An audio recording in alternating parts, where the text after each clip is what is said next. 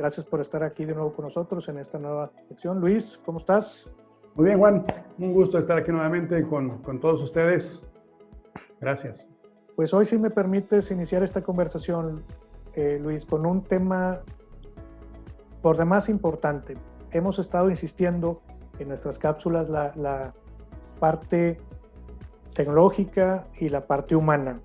Hemos hecho mucha insistencia en tener muy claros estos conceptos y cómo van acompañados. Hay un tema teórico práctico que se utiliza en las empresas, Luis, y creo que va a tomar mucha relevancia por los caminos en que se vaya a ir yendo estas transformaciones y estas ondas tecnológicas, porque seguramente esto que llamamos diseño centrado en el humano va a tomar mucho mayor relevancia.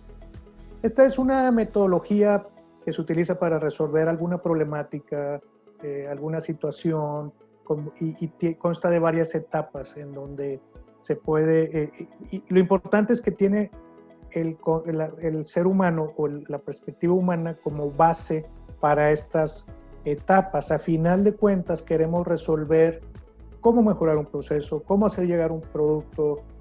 Ahora me imagino, Luis, con el diseño de las vacunas que están muchas organizaciones en el mundo tratando de encontrar una vacuna, seguramente están usando algunos modelos similares donde al final de cuentas la perspectiva humana es la más importante. Entonces hablamos de diferentes etapas donde se identifican como escuchar, idear, vamos a crear, vamos a idear algo y vamos a resolver algo pensando en el ser humano.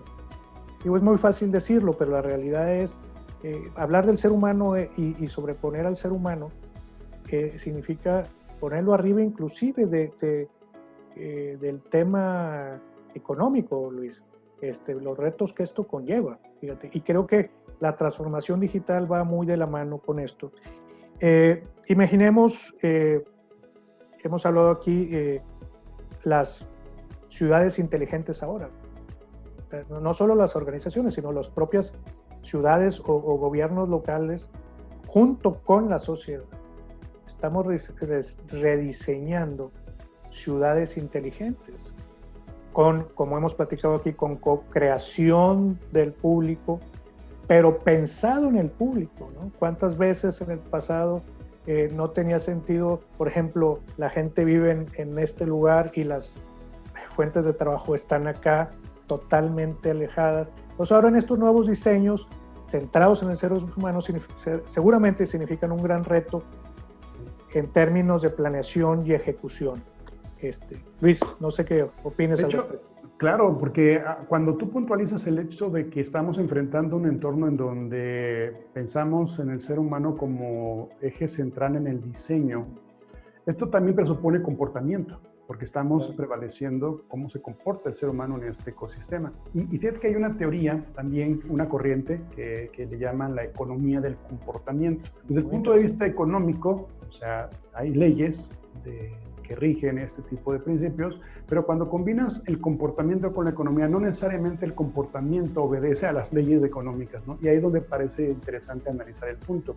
¿Por qué? Porque el ser humano se comporta en función al entorno, al contexto y de manera individual, muy diferente a lo que tal vez una ley económica pudiera plantear. Claro. Invito a la audiencia a que pueda ahondar un poco más en el tema. Propongo algunos ejemplos. La teoría de la economía de comportamiento habla sobre la avalancha de información, en donde los consumidores tienden a evadir lo que son muchas opciones y características, ¿no? Y entonces los lleva a la confusión y ante eso eligen al azar o incluso no toman decisiones, ¿no? Hay características como heurística, legado, inercia. La inercia es aquella que los consumidores generalmente tienden a comportarse para no cambiar de proveedor, ¿no? Cuando tienen que hacer un esfuerzo adicional, por ejemplo, quitar la cláusula en pagos automáticos o de renovación automática, y para evitarlo no te enfrentas a ello. Otras características como la miopía, el marco, la aversión al riesgo. Fíjate que el comportamiento humano en este contexto te lleva a pensar que es preferible evitar más la pérdida que la preferencia a ganar más. Es un fenómeno de comportamiento muy interesante. Ahora, cuando estamos hablando en el hecho de poder diseñar alrededor del ser humano toda nuestra transformación digital, pero supone también manejar diferentes componentes, ¿no?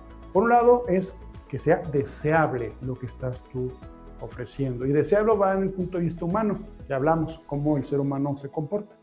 Factible es que realmente sea viable tecnológicamente, o sea, que sea factible usar la tecnología ante la solución que estás planteando a tus consumidores. Y finalmente, viable. Viable va en el contexto económico, que realmente financieramente tenga sentido lo que estás proponiendo. Entonces, buscar la intersección entre lo deseable, lo factible y lo viable te va a llevar a diferentes ciclos. Y son ciclos de inspiración, de ideación y de implementación. Y cada uno de ellos tiene divergencias y convergencias, en donde permites que tu creatividad florezca, pero tienes que acotarlo y dentro de esas ideas acotadas nuevamente empezar a estresar la divergencia para luego centrarla en la implementación.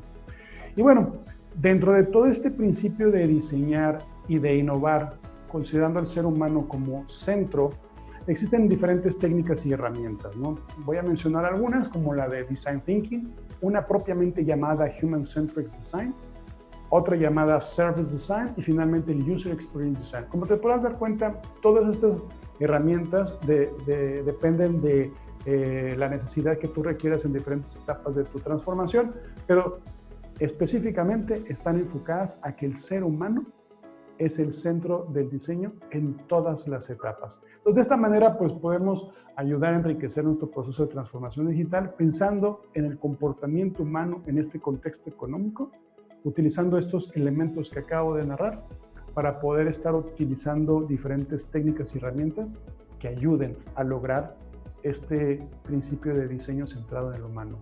Quien pensó que la transformación digital era algo sencillo, simple, o solo usar una tecnología, ¿no? Exactamente, la realidad es que hay muchos temas importantísimos alrededor de ella y bueno, pues aquí agradecemos la presencia de nuestra audiencia. Los seguimos invitando a participar en las diferentes actividades, llevar a cabo los diferentes retos que hemos planteado para ustedes y bueno, pues nos vemos en la siguiente sección.